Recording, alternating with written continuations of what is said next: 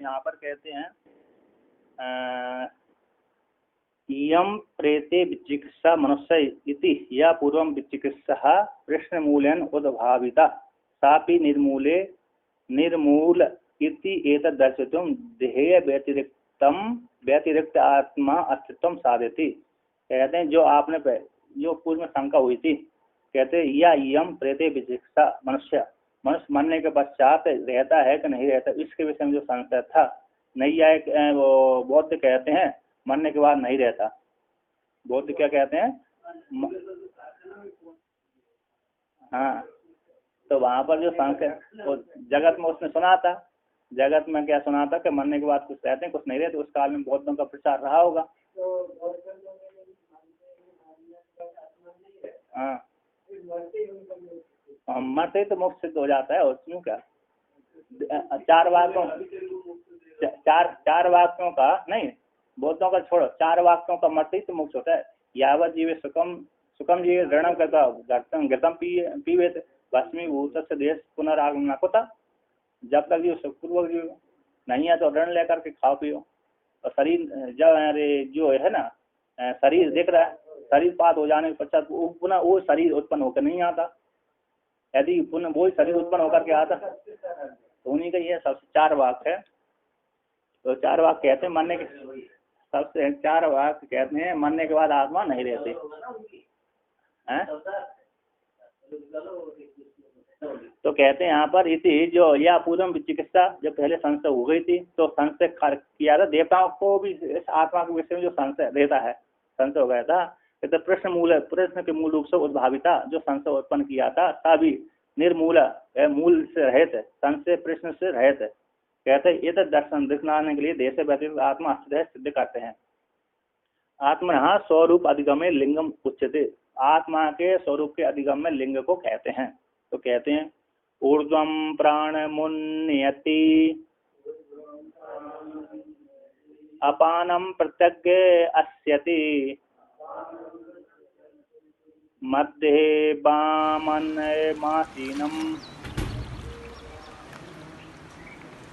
विश्वे देवा उपासते। कहते हैं यह जो ऊर्ध्वम प्राणम उन्नति, प्राण ऊपर की ओर उठाता है, अपान नीचे की ओर ले जाता है ना। अपानम प्रत्यग अस्यति, अशुक्षेपणे नीचे की ओर जाता है प्रत्येक आत्मा की ओर। और मध्य कहते हैं मध्य में, मध्य बीच में, शरीर के बीच में, मध्य वामनम वाम संबंधनीयम, मध्य वामनम आसीनम विश्व देवा उपासते। मध्य में वामनीय, वामन बोलते हैं वामनम है ना, वामनम संबंधनीयम प्रकाशमान, हृदय पुंडरीक में विद्यमान जो आत्मा है, बुद्धि प्रकाश स्वरूप परमात्मा को सारे देवता, प्राण को भी सारे उपासना करते हैं, हिरण्यगर्भ की उपासना करते सारे देवता, और आत्मा को जो हृदय का बुद्धि रूप गुहा में विद्यमान आत्मा है उसको सारे देवता कैसे करते हैं, उपासना करते हैं। कहते हैं विश्व देवा, सारे उपासना करते, उसको घेर कर उपासना करते हैं। संभजनीय, प्राण रूप जो आत्मा है, प्राण रूप जो आत्मा है उसको सारे देवता क्या करते हैं, उपासना करते हैं। यानी प्राण निकल जाता है, सारी इंद्रिय भी निकल जाते हैं, इसी सारे जो भी भोग आदि है वो उसके लिए लाकर देते हैं। इसी प्राण स्वरूप जो हिरण्यगर्भ आत्मा ब्रह्म आत्मा है उसको हृदय बुद्धि रूप गुहा में विद्यमान है, उसकी सारे देवता उपासना करते हैं। इंद्रिय भी, प्राण भी निर्विशेष परमात्मा को, जो प्राज्ञ चेतन जीवात्मा है, ईश्वर अंतर्यामी है, प्राज्ञ जो चेतन आत्मा ब्रह्म है उसकी उपासना करते हैं, बुद्धि में अभिव्यक्त परमात्मा को। तो कहते हैं उसी अवधि का भगवान भास्कर कहते हैं हृदय कमल में रहने वाले संभजनीय है ना। हृदय कमल में कौन रहता है, वामन कहते हैं संभजनीय। बग अतिगंध ने धातु है, सानच कर दिया, सानच मुख कर दिया, सानच मुख। तो यहाँ पर कहते हैं कहते ऊर्ध्वम हृदयात् प्राणम प्राणवृत्ति वायुम उन्नयति ऊर्ध्वम उन्नयति ऊर्ध्वम गमयति। ऊर्ध्वम हृदय से ऊपर प्राण वृत्ति को, प्राण में प्राण वृत्ति को, वायु को, उन्नयति ऊर्ध्वम गमयति ऊपर की ओर उठाता है, ले जाता है। तथा अपानम प्रत्यक अधो अस्यति क्षिपति या इति वाक्शेषा, या वाक्शेष कहते हैं जो ऊपर उठा, प्राण को ऊपर, प्राण को तो ऊपर की ओर ले जाता है और अपान को नीचे की ओर ले जाता है। कहता है तथा उसी प्रकार से अपान को प्रत्येक नीचे की ओर अंचति गच्छति है ना, प्रत्येक नीचे की ओर ले जाता है, अपनी ओर लाता है। अधो अधोस्यति नीचे की ओर ले जाता है, छिपाती या इति भाग से जो ले जाता है उसको, जो तो अन्य पद प्रदान हो गया बहुरी समान, जो ले जाता है वो ईश्वर हो गया, ब्रह्म हो गया। प्राण को ऊपर की ओर उठाता है, अपान को नीचे की ओर ले जाता है। तो तम ऐसे उसको मध्य हृदय पुंडरी का आकाश से आसीनम, कहते जो हृदय पुंडरी का आकाश में बैठा हुआ है, ऐसे उसको बुद्धौ अभिव्यक्त विज्ञान प्रकाशम, कहते जो बुद्धि में अभिव्यक्त विज्ञान प्रकाश है, ऐसे उसको वामनम संभजनीयम, वामनम का अर्थ है संभज, जो भजन करने के हो गए। विश्व देवा, सारे जो देवता उसकी उपासना करते हैं। देवा चक्षुरादि जो प्राण है, चक्षुरादि जो प्राण देवता हैं, इंद्रियादि हैं सारे देवता। रूपादि विज्ञानम बलि उपहरंतो, बलियान भेंट लाते हैं। बलि का अर्थ हो गया भेंट, शब्द स्वरूप रस गंध आदि जो बलि है, भेंट है, उसको ला करके देते हैं। विषम, जैसे उदाहरण दिया, विष इव राजानम उपास्य, जैसे वैश्य लोग राजा की उपासना करते हैं कर के द्वारा। किसके द्वारा? कर के द्वारा। तो तादार्थेन अनुपरत व्यापारा भवंती, उसके लिए जैसे वैश्य लोग राजा के लिए उससे उपरत न होती है, उसमें अनुपरत रूप से व्यापार करने वाले होते हैं, अर्थात उनकी उपेक्षा नहीं करते। यदि उपेक्षा कर देंगे तो वो रक्षा नहीं करेगा। उसी प्रकार ये इंद्रिय आदि जो देवता हैं वो प्राण की चेतन परमात्मा की है ना, चेतन जो परमात्मा है, हृदय बुद्धि रूप गुहा में गए हुए हैं परमात्मा की कहते हैं तार, उसी के लिए उससे उपरत न होते हुए, उसकी उपेक्षा न करते हुए उसी के व्यापार वाले होते हैं, उसी को सारी सामग्री भेंट करके लाते देते रहते हैं। कौन देते रहते? इंद्रिय प्राण आदि, इंद्रिया आदि, 10 इंद्रिय, अंतःकरण आदि, उसी परमात्मा को सारा भोग ला करके देते हैं। उसी के लिए कार्य करते रहते हैं, साधर्थ के लिए, उसी के लिए, स्वार्थ के लिए नहीं कर रहे। तो कहते हैं यदर्थः यद प्रयुक्त सर्वे वायुकरण व्यापार सो अन्य सिद्धेति व्याख्याता, जिसके लिए और जिससे प्रयुक्त होते हैं, जिससे प्रयुक्त होते हैं सर्वे जो वायु है, प्राण है, करण व्यापार आदि है, जिससे प्रयुक्त होते हैं, सो वह अन्य सिद्ध, इनसे भिन्न हो गया। ध्येय कार्यकरण संघात से वो भिन्न हो गया, वो आत्मा है।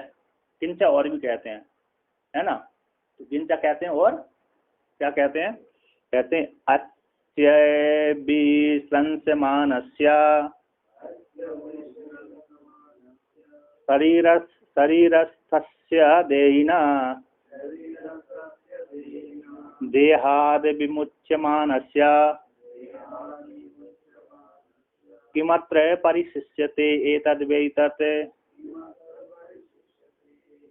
कहते हैं अस्य विश्वंसमानस्य शरीरस्थस्य देहिना, ये शरीर में स्थित देह का है ना, वहां से यहाँ पर अस्य विश्वंसमानस्य, जिसका प्रारब्ध कर्म समाप्त हो गया, जिस चेतन आत्मा का जिस शरीर में रह करके भोग भोगता था, उसका ऐसे शरीर का प्रारब्ध कर्म समाप्त हो गया। विश्वंसमाना, श्रंसु भ्रंसु ध्वंसु, अश्रंस ने धातु है, नष्ट हो गए। अस्य शरीर में स्थित देह परमात्मा का प्रारब्ध समाप्त हो गया, तो देहाद विमुच्य मानस्य, तो देह से विमुक्त होता हुआ, देह से विमुक्त होते चेतन जीवात्मा का किमत्र परिशिष्यते एतद्वैत, तो इस प्राणादि वृत्ति में भाग में फिर क्या शेष रहता है? इस शरीर में क्या शेष रहता है? मतलब जिस जीवात्मा का इस शरीर से प्रारब्ध कर्म समाप्त हो गया, तो वहां से वो च्युत हो जाता, निकल जाता है। जब निकल हो जाएगा तो फिर इसमें क्या शेष रहेगा? कुछ सार शेष रहा शरीर में, इंद्रिय आदि में कुछ विशेष सार शेष नहीं रहता। अर्थात इंद्रिय आदि मुक्त नहीं हुआ तो उसके साथ पूरी अष्टक के रूप में निकल जाते हैं, है ना। पूरी अष्टक के साथ तो चेतनात्मा चला जाता है, गमन करता है, क्योंकि निर्विशेष नहीं जाता और जड़ भी नहीं जाता, तो चेतनात्मा वो पुर्यष्टक है। पुर्यष्टक उसी को जीवात्मा कहते हैं, पंचभूतों का शरीर रहता है। जीवित को प्रत्यक्ष दिख रहा है, कार्यकरण संघात से आदि से का भोग भोग रहा है। नहीं अंतर नहीं, वो अब कर्म करने के लिए, भोगने के लिए अब दूसरे शरीर गृहीत करेगा वो, पुर्यष्टक जीवात्मा में भेद नहीं है। पुर्यष्टक वाला जीवात्मा है, भेद नहीं। अकेला इतना भेद है कि उसमें अभी जीव में प्रत्यक्ष रूप से उसका वो था, क्या शरीर था, बस इतना ही अकेला भेद है। बस अब आगे जाने के बाद वही जीव संज्ञा हो जाएगी उसकी, तो वहाँ की कोई उपाधि याद नहीं है। हाँ, शरीर को लेकर के भोग रहा था। अब वहाँ पर पुर्यष्टक रूप से वो है तो जीव, पुर्यष्टक रूप से जीव जा रहा है, यानी सूक्ष्म अब है। अब भोगने के लिए नया शरीर प्राप्त कर रहा है, बीच की अवस्था। आतिभाग शरीर बोलते हैं उसको, आतिभाग शरीर, पुर्यष्टक शरीर है तो जीव ही हो, क्योंकि अभी उसको ज्ञान नहीं हुआ। एक जिसके विषय में तुमने पूछा था वो यही आत्मा है, ब्रह्म है। कहते हैं शरीर तस्य आत्मनो, अस्य शरीर में स्थित आत्मा का विसंसमानस्य, अब संसमानस्य भ्रंशमानस्य देहिनो देहवता, देह वाले का है ना, ये शरीर नष्ट हो गया, देह वाले जीवात्मा का ये शरीर नष्ट हो गया। तो विसंस शब्दार्थम आहा, विसंस शब्दार्थ कहते हैं, तो कहते हैं क्या कहते हैं, किम अत्र परिशिष्यते ध्येयाद विमुच्य मानस्य, देह से विमुक्त होने वाले का, देह से विमुक्त होने वाले जीवात्मा का, देह से विमुक्त हो गए ऐसे जीवात्मा का कहते किम अत्र परिशिष्यते प्राणादि कलापे न किंचन परिशिष्यते। कहते प्राणादि जो कलाप है, समुदाय है, उस समुदाय में न किंचन परिशिष्यते अत्र देहे पूर्व स्वामिनी विद्रवण पूर्ववासी नाम यस्या आत्मनो अपगमे गमे क्षण मात्रात कार्यकरण कलाप रूपम सर्वम इदम हतवलम विध्वंसम भवती विनष्टम भवती सो अन्य सिद्ध। कहते कि मतलब यहाँ पर जो दो संस्था कहते देह से जब विमुक्त हो गया, देह से निकल गया जीवात्मा, है ना, जीवात्मा रूप परमात्मा जब निकल गया तो जो कि मात्र परिशेष से क्या शेष रहता, कोई शेष से नहीं रहता। कहते प्राणादि कलाप में कोई सार नहीं रहता। यदि मुक्त हो गया तो मुक्त हो गया, तो उसमें कोई सार नहीं बचा। यदि नहीं मुक्त हुआ तो प्राण इंद्रियों का सार गमन कर रहा है। यहाँ पर कहते ना किंचन परिशिष्यते, वहां पर कोई शेष नहीं रहता। अगर पुर्यष्टक के द्वारा निकल गया, स्थूल शरीर बचा तो स्थूल शरीर बचते वो नष्ट भ्रष्ट हो जाता है जब चेतन परमात्मा उस शरीर से निकल जाता है। तो कहते अत्र इस देह में क्या शेष है, तो कुछ भी शेष नहीं है। पुर स्वामिना विद्रवण, जैसे पुर का स्वामी विद्रवण कर जाता है, विद्रवण ही पूर्ववासिना, जैसे पुर के स्वामी जब उस शरीर से उस पुर से निकल जाते हैं। राजा जिस नगर से निकल जाता है तो उसके साथ राजा की प्रजा भी निकल जाती है। जब प्रजा निकल गई, राजा के साथ उसकी प्रजा निकल जाती है ना। तो जब प्रजा निकल गई तो वो खंडर बचा, क्या बचा, महल बचे। अब महल क्या करते हैं, वो बाद में कुछ काल के बाद नष्ट हो जाते हैं, क्योंकि वो अब उसकी देख रेख नहीं हो रही। उसी प्रकार इस शरीर में से चेतन जीवात्मा निकल गया तो उसके साथ साथ कौन निकल गए, प्राण इंद्रिय आदि निकल गए। अब इंद्रिया निकल जाने इसके पश्चात इस शरीर की अब कोई देखभाल नहीं करता। जैसे चेतन आत्मा जिस काल में निकलता है उसी काल में प्राण निकल जाते हैं। अब वहां पर तो जैसे नगर के स्वामी निकल गया तो कुछ काल के बाद निकले, बात अलग बात है, किंतु यहाँ पर तुरंत ही निकलते हैं, एक क्षण भी देर नहीं करते। कहते विद्रवण ये पूर्ववासी नाम, जैसे पूर्ववासियों का पूर्ववासी जैसे राजा पुर के स्वामी राजा के निकल जाने पर पूर्ववासी भी उसके पीछे चले जाते हैं। यश आत्मा के निकल जाने पर चले जाने पर क्षण मात्र में ही कार्यकरण कला समुपाय कार्यकरण रूप जो कलाप रूप जो इदम शरीर था, इदम सर्वम इदम हतबलम, ये शरीर कैसा है, हतबल, जिसका बल सारा नष्ट हो गया है ना, विध्वस्तम। जीवात्मा परमात्मा कोई भी जीवात्मा, हाँ कोई निकलता है तो जीवात्मा निकल गया तो उसके साथ इंद्रिय में निकल गए। अब स्थूल शरीर मात्र बचा तो वो शरीर कैसे हतबल हो जाता है स्थूल शरीर। अब ज्ञान हो गया तो वाकई जो जितने भी इंद्रिय थी वो परमात्मा में लीन हो जाती हैं, है ना। ज्ञान हो गया तो उसमें लीन हो जाती है, उसकी हृदय पूर्ण में सारे लीन हो जाता है। ज्ञान नहीं हो तो गमन करता है। तो कहते हैं विष्टम हतबलम, स्थूल शरीर नष्ट हो जाता है, विनष्टम भवती सो अन्य सिद्ध, विनष्ट हो जाता है तो वो उससे क्या हो जाता है, वो शरीर आदि से पृथक आत्मा सिद्ध होता है। कहते हैं कहते शरीरम चेतन शेषम, शरीरम है चेतन का शेष। हाँ ये तद्वही था जिसके विषय में तुमने पूछा था, वो यही आत्मा है जिसके विषय में तुमने पूछा था। मरने के बाद रहता है कि नहीं रहता, हाँ मरने के बाद रहता है, जिसके विषय में तुमने पूछा था ये आत्मा यही है।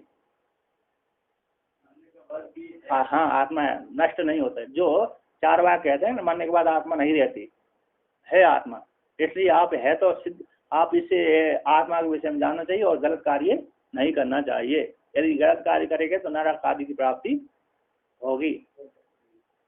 हाँ गलत कार्य तो होगी, हो सकती नहीं, संशय नहीं है, होगी है कि नहीं, गलत कार्य करने से होती है। तो और क्या, तो यहाँ पर कहते हैं शरीरम यानी चेतन शेषम, शरीर क्या चेतन का शेष भाग है। तद गमे, वो शरीर से निकल जाने पर भोग भोग के अनर्थ हो जाने से राजापुर के समान भोग के योग्य नहीं रहता है ना। विध्वस्तम, जैसे चेतन का जो शेष है शरीर है, उस चेतन परमात्मा के निकल जाने से वो भोग के योग्य नहीं रहता। जैसे राजापुर का स्वामी जो राजा निकल जाने से वो खंडर हो जाता है, फिर वो भोग के योग्य नहीं रहता, खंडर पड़ा रहता है, तो कोई नहीं रहता वहां पर, भूत प्रेतों का कब्जा हो जाता है ना। तो इस प्रकार से होता है। तो यहाँ पर कहते हैं अन्यथा सिद्धि में संकते, अन्यथा सिद्धि को शंका करते हैं। क्या करते हैं, कहते हैं रे, कहते हैं श्यान मतम, स्यात मतम, कहते प्राण आदि अपान आदि अवगमात एव इदम विध्वस्तम भवति। अन्यथा कहते हैं यहाँ पर प्राण, यहाँ पर व्यक्ति जो प्राय करके लोक में सिद्ध है कि प्राण के रहने पर जीवित रहता है, प्राण के रहने पर मरता है, प्राण के रहने पर जीवित रहता है, प्राण के न रहने पर मरता है, ना कि आत्मा के रहने न रहने पर अरे मरता जीता है ना। आत्मा तो दिखती नहीं, प्राण प्रत्यक्ष व्यक्ति को देखते हैं, लोग वहाँ देखा जाता है। इसलिए आप जो कह रहे हैं कि शरीर के चेतन आत्मा के निकलने पर, चेतन आत्मा के निकलने पर प्राण शरीर कैसे विध्वस्त हो जाता है, ये ठीक नहीं है, अन्यथा सिद्ध है। अतः प्राण के निकलने पर ही ये शरीर नष्ट होता है, ना कि चेतन आत्मा के निकलने पर शरीर नष्ट होता है। ये अन्यथा सिद्धि को लेकर कहते हैं।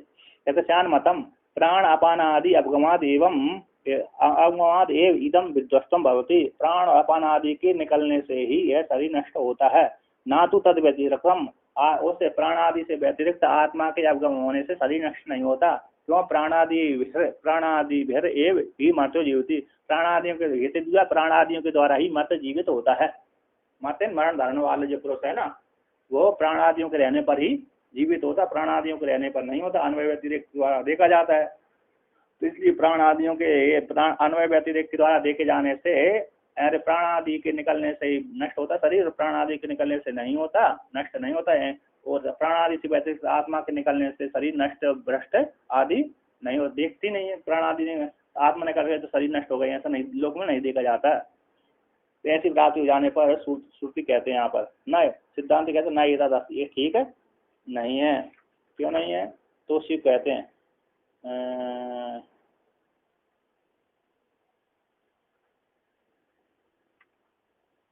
यहाँ पर कहते हैं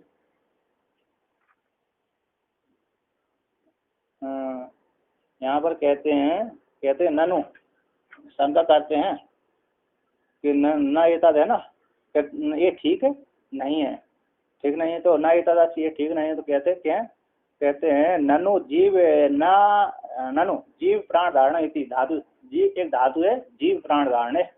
कौन सी धातु है, जीव धातु है, प्राण धारण करने अर्थ में जीव धातु आती है। इस धातु स्मरण से शरीर का जीवन का शरीर का स्मरण से शरीर का जीवन नाम, शरीर का जीवन नाम क्या है, प्राण धारणम, प्राण को धारण करना। शरीर का क्या अर्थ है, शरीर का जीवन है, जीवन नाम किसको बोलते हैं, प्राण का धारण करना, यानी जीव धातु है प्राण को धारण करने अर्थ में, प्राण धारण करने वो जीव, उसी को जीवन कहते हैं, उसी को जीव कहते हैं। तो ये प्राण धारण अर्थ में जीवन नाम किसको बोलते हैं, प्राण का धारण करना। उस प्राण संयोग, प्राण का संयोग है, और कैसे है, प्राण का संयोग प्राण धारण कहलाता है। प्राण का शरीर में संयोग है तो क्या हो जाएगा, प्राण धारण करना। और जीवन किसको बोलते हैं, प्राण धारणम।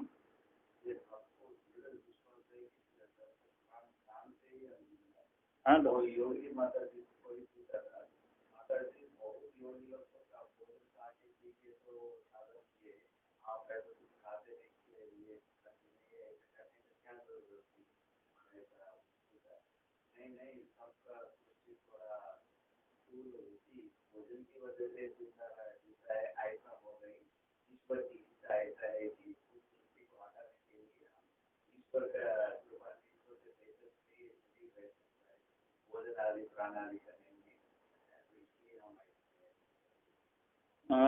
तो जीवन नाम कैसा है? जीवन नाम प्राण धारण, वो कहते हैं प्राण संयोग, प्राण धारण, प्राण का संयोग जब किसके साथ होगा? शरीर के साथ होगा, तभी प्राण धारण हो सकते हैं। जैसे उदाहरण देते हैं, कुंडे दधि धारणवत, जिससे कुंड में दधि का धारण किया जाता है, मटके में। अब मटका नहीं है तो मटका नहीं रखेंगे तो दधि क्या हो जाएगा? फैल जाएगा, है ना। मिट्टी का मिट्टी में दधि फैल जाएगा, नष्ट हो जाएगा, नष्ट भ्रष्ट हो जाएगा। उसी प्रकार शरीर नहीं है, शरीर रूप कुंड नहीं रहेगा तो प्राण भी कैसे हो जाएगा? गमन कर जाएगा। तो कुंड में दधि धारण के बाद तत्र वहां पर, तत्र उस शरीर में भी प्राण का ही हेतुत्व संयुगास्तित्व, तत्र उस शरीर में प्राण धारण वाले शरीर में, तत्र कहते उस शरीर में जीवन के हेतु जो शरीर है, जीवन के हेतु जो प्राण धारण है, उस शरीर में ही प्राण का, प्राणस्य एव हेतुत्व संयोगास्तित्व, प्राण का ही हेतुत्व है संयोग का आश्रय होने से। अर्थ संयोग का आश्रय मतलब प्राण है ना, प्राण जब ईश्वर शरीर का संयोग नहीं होगा तो प्राण कहाँ रहेगा? तो वहां पर उस शरीर में प्राण का ही हेतुत्व रूप से हेतु है कौन? संयोग का आश्रय प्राण। संयोग का जो आश्रय है शरीर है, वो शरीर में ही वो प्राण अवस्थित रहता है, संयोग का आश्रय अधिष्ठान। जैसे कुंड में दही बना रहता है, उसी प्रकार शरीर में क्या बना रहता है? प्राण रहता है। जब निकल गया तो नष्ट भ्रष्ट हो जाता है, तो प्राण का ही हेतु है। प्राण का ही क्या हेतु? अतः संयोग का आश्रय रूप प्राण ही उसमें हेतु है। प्राण के रहने पर शरीर रहता, प्राण के रहने पर शरीर नहीं रहता। संयोग आश्रय कहते प्रतियोगिता संबंधेन, संयोग आश्रत्वात्, प्रतियोगिता संबंध रूप से। यस,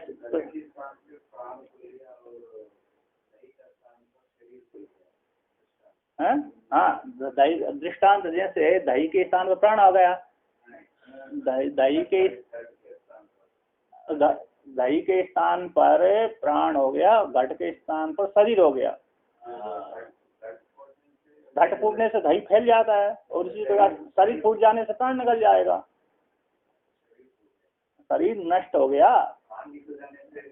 हाँ, रहने घर है, जैसे शरीर जिससे प्राण निकल गए तो नष्ट भ्रष्ट हो जाए। प्राण निकल गए हमारे शरीर से तो शरीर कैसे हो जाएगा? नष्ट भ्रष्ट हो जाता है। तो यहाँ पर कहते हैं संयोग आश्रय, संयोग आश्रय का अर्थ होता है प्रतियोगिता संबंध रूप से। संयोग आश्रय यस्य अभाव स प्रतियोगी, है ना। संयोग जिसका अभाव वही उसका द्वंद्वी होता है। प्रतियोगिता संबंध से संयोग का आश्रय कौन है? शरीर है। संयोग का आश्रय कौन हो? घट, शरीर हो गया, है ना। शरीर में यदि प्राण है तो शरीर बना रहे, तो शरीर में प्राण नहीं है तो शरीर नष्ट भ्रष्ट हो जाता है।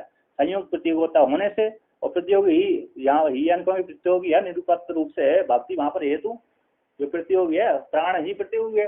प्राण के रहने पर जीवन रहता, प्राण के रहने पर जीवन नहीं रहता, ऐसे कहते तो ना, ऐसी बात नहीं है ना। ये तथापि ऐसी बात के प्राण के रहने पर जीवन रहता, प्राण के रहने पर जीवन नहीं रहता, ऐसी बात नहीं है। प्राण के रहने पर ही व्यक्ति जीवित रहता, प्राण के रहने पर व्यक्ति जीवित नहीं रहता, ये बात ठीक नहीं है। क्यों? श्रुति कहती है यहाँ पर, क्या कहती है? ना प्राणेन ना पानेन मर्त्यो जीवति कश्चन,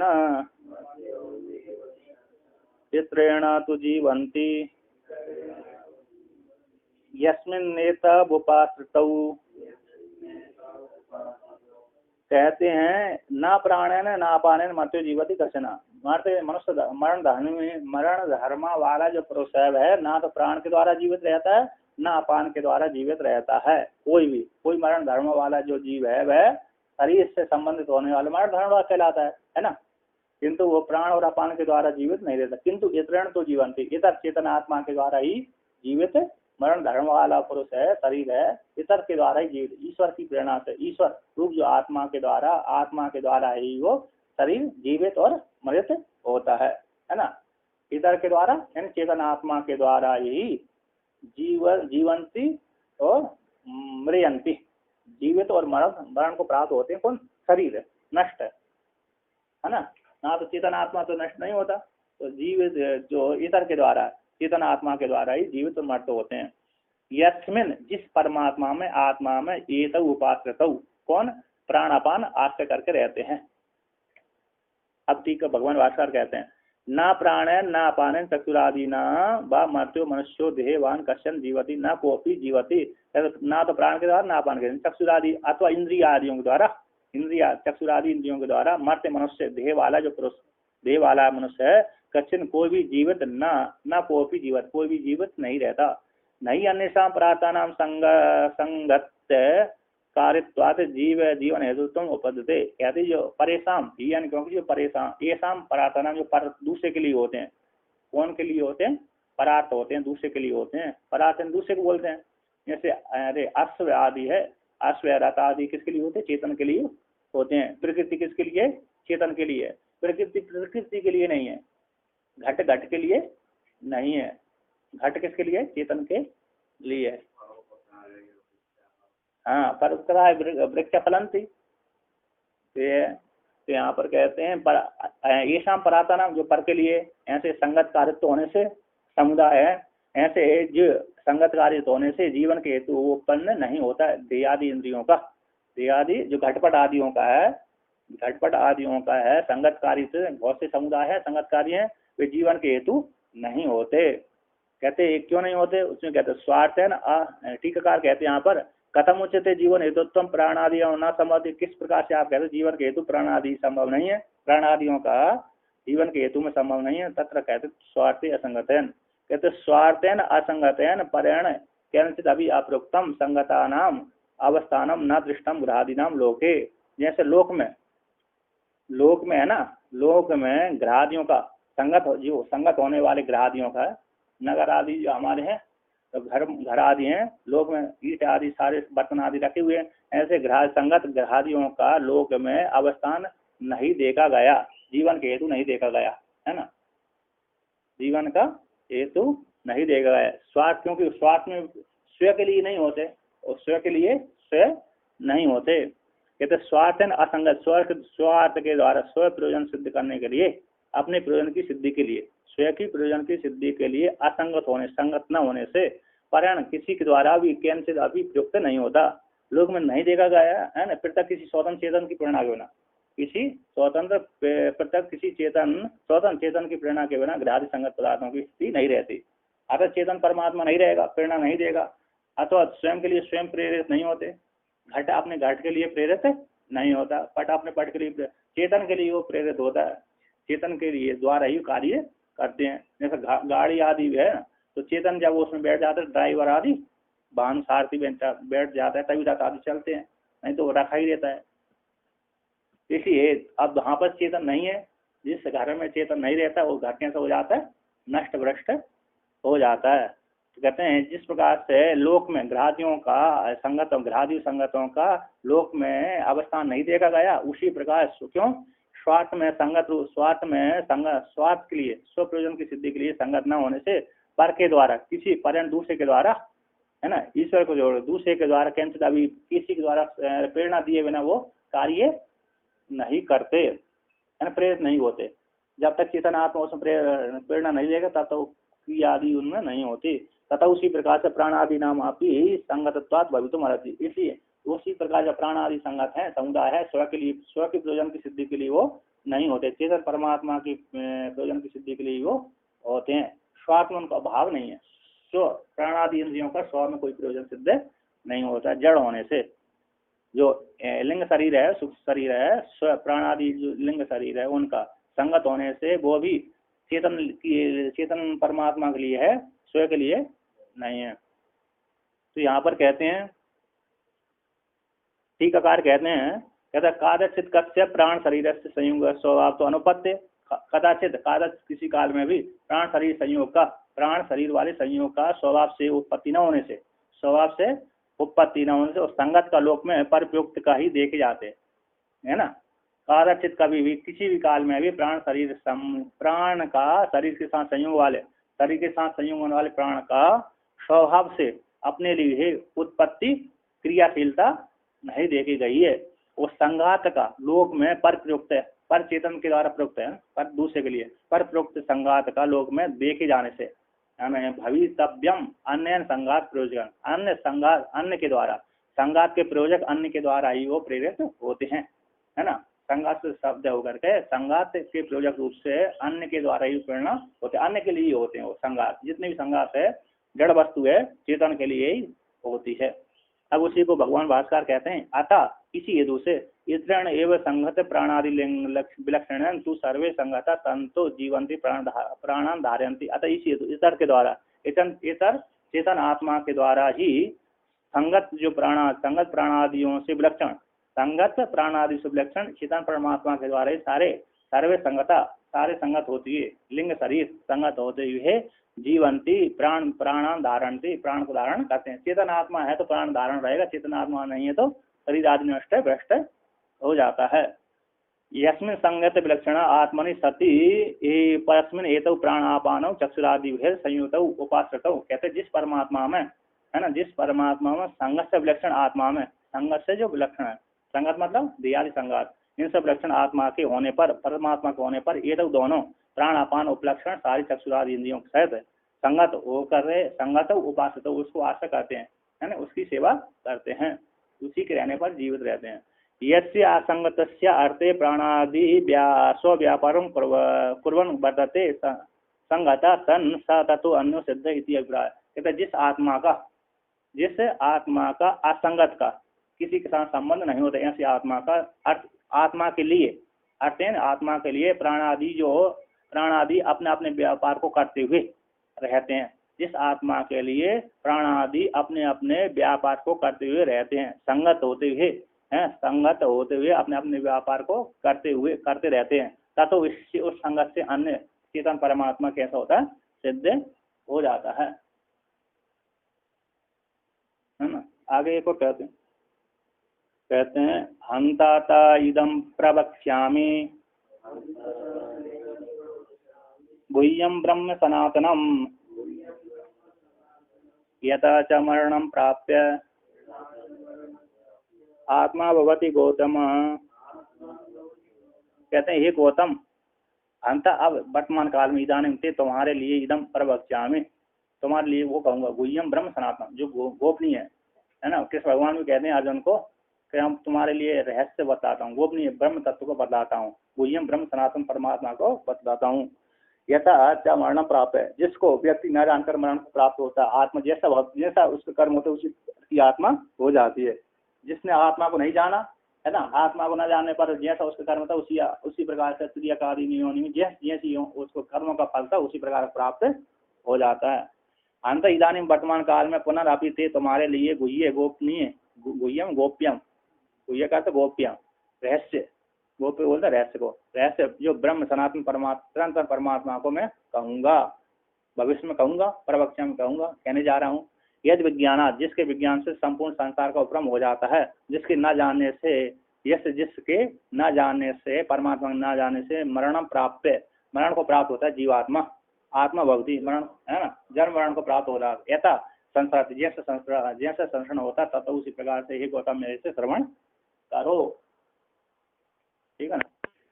यम प्रेते इति पृष्ठो, यम प्रेते इति पूछने वाले का परलोक के अस्तित्व की संदेह आसीत, पूछने वाले का परलोक के विषय में अस्तित्व के विषय में भी संदेह था, विशेष रूप से तब उसकी निवृत्ति के लिए कहते हैं हंते इदानीम।